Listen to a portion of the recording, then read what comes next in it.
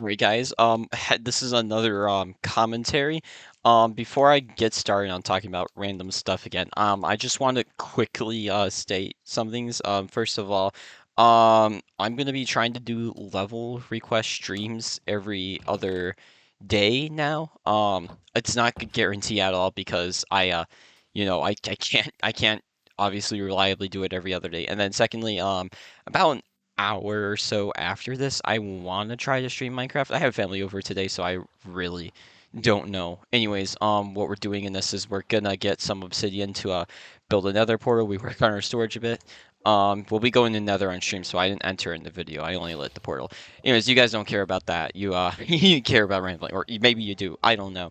Um, I don't know. It feels like forever since I've done one of these, even though it was like not even a week ago. But yeah, so today, I think I'm gonna just want to talk about my job and what I do for work. Also, there's a bunch of pauses. It's just me checking how long I've been doing this for, like, well, I mean, like recording for. So, just expect random pauses if you're like actually paying attention to the footage. So I'm a lane attendant at a bowling alley. Now, that sounds like just a boring job. And it can be. It can be slow some days, and like there's not much to do. And then that's where we like deep clean the building. It's like we find random things to clean.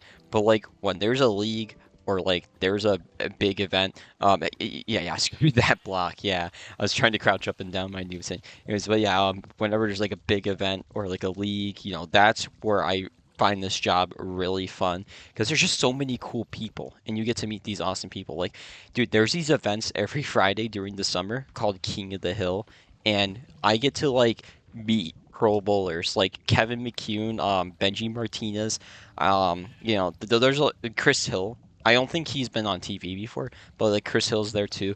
But like there's just a bunch, there's like PBA members show up. Before we had King of the Hills like this summer, there's this event called Beat the Champs. Um, Jason Belmonte was there. Dude, Jason is so cool, dude. I aspire to be like him, like two-handed and everything. I mean, it'd be an honor to actually bowl against someone. I'm already getting sidetracked. So yeah, I like clean the tables, sweep the floors. I'm just kind of like the janitor there. And I also help you if you need help with anything. But I also know how to work the machines there. They've been teaching me the machines. They're the AMF 8270. Dude, I really love working on these. Dude, the AMF 8270's are amazing. They're to anyone who knows what they are, no, they aren't the upgraded ones. Um, but yeah, I mean, like every Monday, I'm in the back for a league. I get to work that. I also just help fix things, change things. I know how to change a pit on the machines. So like if I need to like replace a carpet or a springboard, I can do that. Um, I've changed my first spotting cup recently. Lane 13 was it like the spotting cup was bent, so I took it off and I replaced it. And depending on how tight the screws are, like the spotting cup could like just not work. Well, it won't set the pin right. But I put it on first try correctly, which was just an awesome feeling. It's always awesome when you're like learning something and then you just do it correctly first try, and it was so awesome. So I got to I replaced the spotting cup, did it correctly my first time. That was great. Um, Secondly, um, what was I gonna say? Oh yeah. Um, there's these Oh my gosh, hang on, I'm eating something.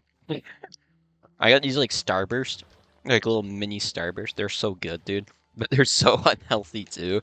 So I'm gonna like put them away now. Anyways, so um, but yeah, when I'm like in the back for leagues or like events. Usually what I'm doing is just waiting for calls or like working on stuff in the shop. One of the worst calls I could ever hear is pin in the table. Now, what that means is a pin in the table is when the thing that sets down the pins, there's just a pin sideways in there. It's not setting with the pins and it's causing issues. Um, Now, if this happens and you're bowling on the machines, just stop bowling. Just wait for the guy to fix it. Because if you keep trying to like reset the pins, one of two things is going to happen. The good ending, where the pin falls out, nothing breaks, and everyone has a heart attack that works there, or the pin gets even more lodged and it breaks things. And it's usually the latter. It usually breaks things. Oh my gosh, I almost just burned down my house. Anyways, um, Yeah, so one day I was working in the back and I get a pin and table call. No big deal. It happens. I get there. These people are still cycling the machine. They're still trying to get a new set of pins. And I get there and I hear a creak and I'm like, "Oh, that's not good." So I stop the machine. I like turn it off. I get the pin out. Um Later on, during leagues and stuff. No, no, okay, okay. So later on, I'm up in the front, I'm oiling lanes. I see the 3-pin. Oh, wow, they just leave the 3-pin. The machine doesn't pick it up. And it turns out a bar on the machine got bent, and we had to unbend it to fix it. But ever since then, just like the lane three's had so many problems. So the moral of the story is don't, if something doesn't seem right, just don't try to mess with it. Let the employees handle it. It's their job. It's just a little pent up anger I had. It's just like, you know. Sometimes it's not, it's just you can't even prevent it because like sometimes it'll just like, oh, okay, so the machine cycles. Oh, there's a pin missing. Usually what you're supposed to do is like get a new rack, and if there's less pins or like it doesn't re-rack, what you do is like just go, hey, I've reset my lane. Could you like have them check it? And then they'll go check it. Sometimes it'll just lodge a pin sideways. Like you don't even get a second chance. It's just like, haha, sideways pin. That happened, and I ended up having to change spawning cup. It was actually while I was bowling on the lane, so that sucked. um, let's see. I guess one of the highest honors I've had as working in the back was getting to work the Chicagoland Open. It's this like big Chicago tournament where like a bunch of people from out of state will come and then they'll like bowl because it's a Chicago tournament. There's a lot of money in it, and there's a lot of good bowlers. But I got to be the mechanic in the back for that. And dude, I was so pumped. I was so pumped. I didn't even sit down in the back in the shed. We're like waiting for calls and working on stuff. No, I was walking around, sitting on top of machines, pulling out any pins that looked bad. Seeing pin jams starting and stopping them before they even like had a chance to cause. I was on top of things, dude. Like they didn't even have. Like sometimes they would call the back, and I was fixing it as they called it, dude. It's such a good feeling when that happens, and it was just a fun tournament to work. Um, Speaking of pins, we actually got new pins at the bowling alley. I got to help put those in.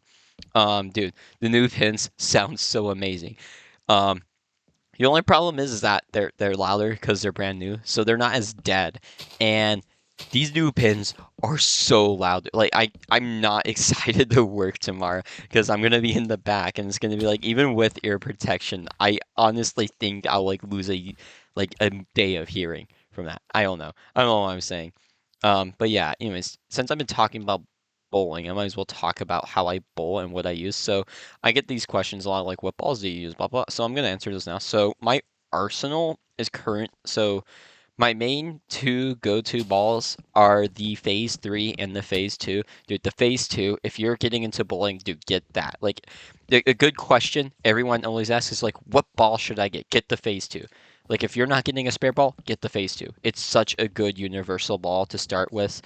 There's obviously other options, and obviously it might not work for you. Just honestly, rather ask the pro shop guy, the guy you're getting the ball from. But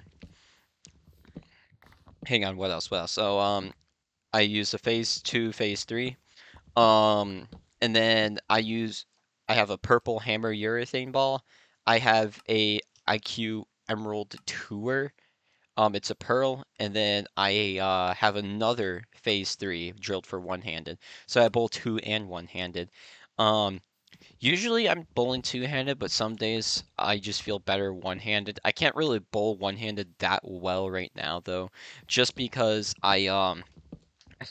just because my thumb is getting too big and I need to expand my thumb hole and I just haven't gotten it done yet. It only takes like 10 minutes too, dude. What am I doing? I'm throwing. Anyways, I just need to like just get a better thumb, just bigger thumb quick, and then I can bowl properly again. But dude, I love throwing it one-handed. I just need to remember to stretch because I forgot to stretch on Thursday and now my wrist really hurts. Like it just it hurts. Like I think stretching helps. I don't know what gives it away. Anyways, talking about work again. Yes. So, I just want to share some stories now. One time I'm going to grab the lane machine to oil, and I'm walking by with it, and I look down. I see shoe prints. I see handprints. Now, To those who don't know, the lanes at bowling alleys have oil on them usually, just to protect the lanes from damage and like also just like so the ball reacts properly. Because if there's no oil, it's going straight to the gutter if you try to hook it. Um, Now, some people don't know that and they try to walk on the lane, or they do know that, but they still walk on the lane regardless, and you'll slip.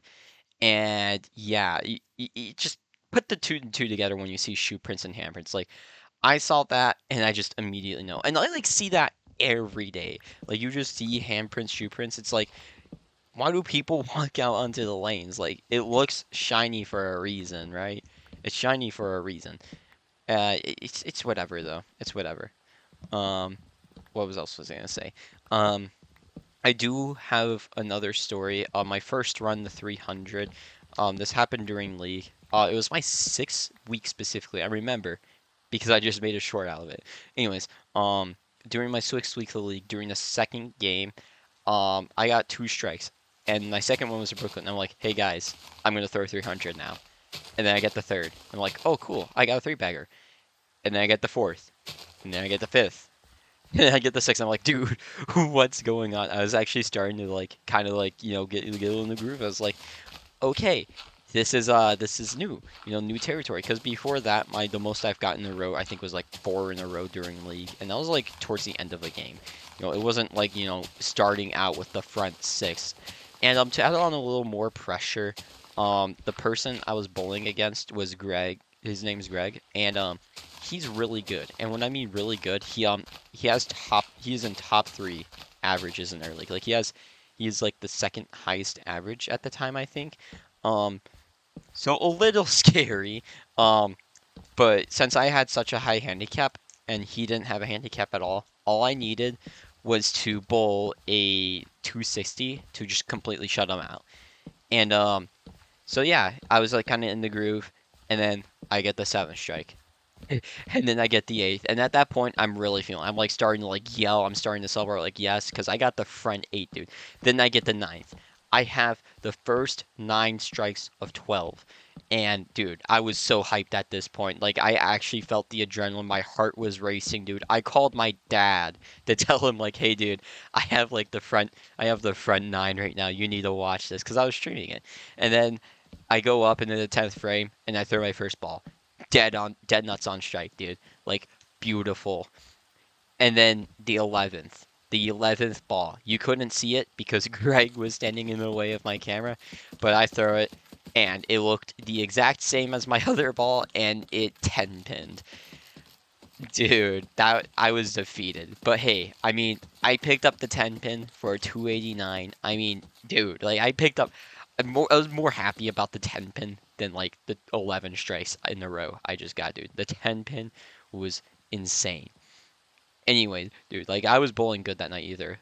But like, okay, I actually wasn't really thinking about it, I wasn't even bowling that good because like now that I think about it, like I pulled a lot of those shots. I remember like looking down and I would like miss like 3 boards to the left, but the lane just played perfectly. There's enough hold in the middle to where it would stay in front of the pocket, and if I threw it outside, it would come back, hit the pocket.